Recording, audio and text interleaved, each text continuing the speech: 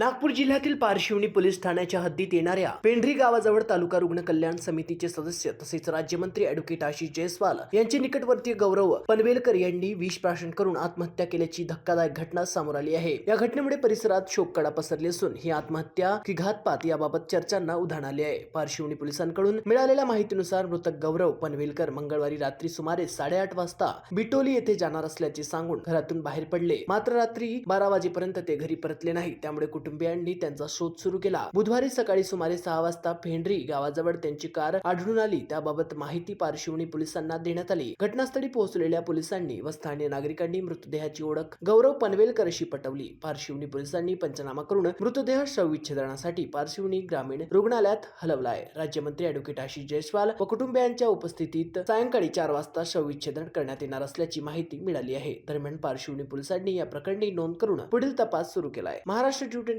करता अजय मेहरकुडे, रामटेक।